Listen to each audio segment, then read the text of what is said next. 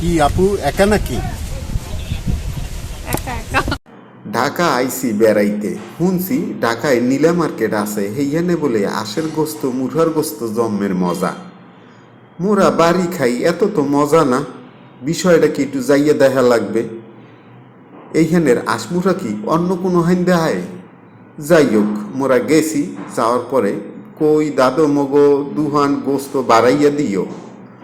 কয় না, 3 পিস হইয়া দিমু। মোরা মাইনে নিছি যে ডাঙ্গর ডাঙ্গর হবে। যাই হোক, যাওয়ার পরে দেশে গোস্ত দেশে খাওয়াটার পরে কয় এক এক প্লেট 250 টাকা হইয়া।